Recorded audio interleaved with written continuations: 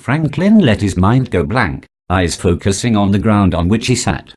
Noting the multicolored leaves, their smooth rubbery texture mixed in with a peppering of sparse grass and an assortment of twigs both large and small, he felt the tension ease from his body. An army of ants marched by, carrying the body of a brown beetle toward a massive dirt hill 10 feet away from him. Gives new meaning to the phrase "take-out dinner," he thought idly.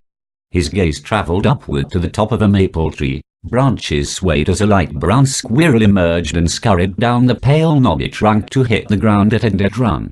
His eyes followed the animal's movements until it ran up the short trunk of an evergreen, disappearing into its brushy interior.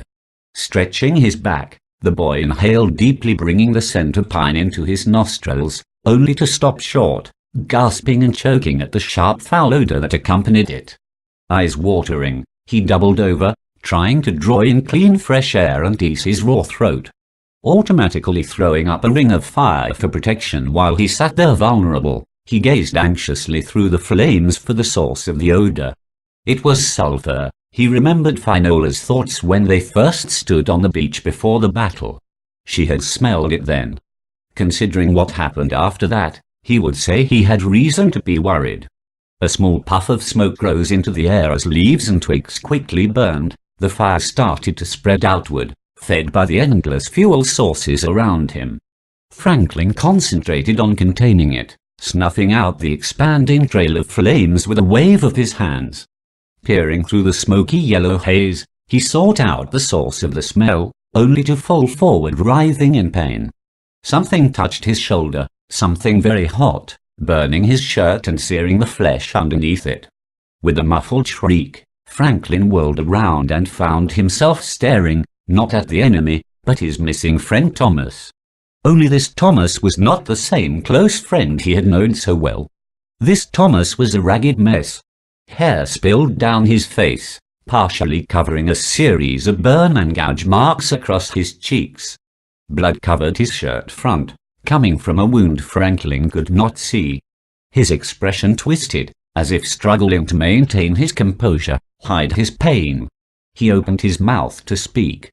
"Franklin," the words came out slowly as he fought against the pain to make himself understood. "You have to take the others and get off this island. You have to leave today if you want to live to see this mission completed. Eric and Randall have to find the last of their circle. It is not one but two that you must locate. The power of one is balanced by the other."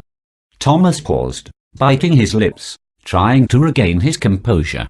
"Thomas, let me help you," Franklin said, reaching for his friend. Heat seared his fingertips as they made contact with his friend's skin.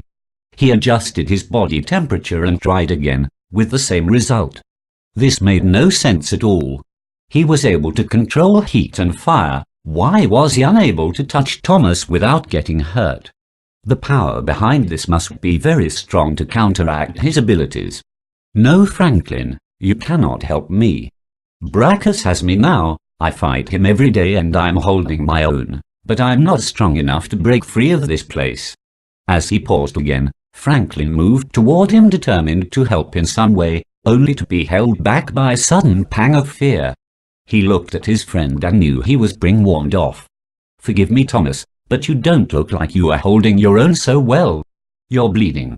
"It's nothing. Unfortunately, I will heal soon and the battle will begin all over again." The never-ending fight we wage seems to amuse him tremendously. "Listen closely. He is gone and I don't have much time. I have learned things here and have come so close to giving into my darker side that I am afraid this may be one of the last times I can safely reach out to any of you.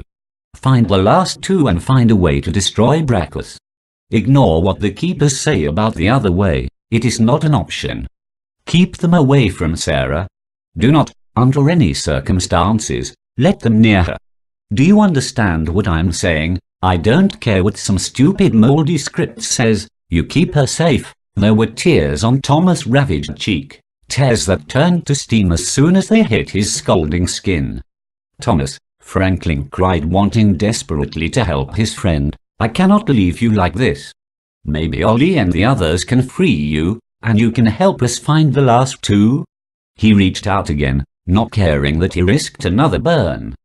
Thomas backed away, his face slowly returning to its former beauty, except for the enraged look he now wore.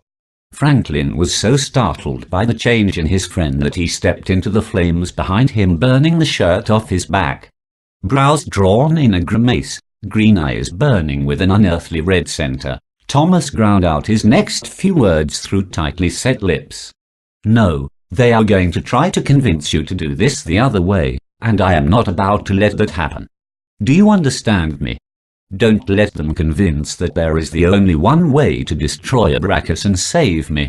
You find another way, because I will not allow this to happen." Not sure exactly what his friend was talking about, Franklin opened his mouth to ask him to explain, but found himself alone again.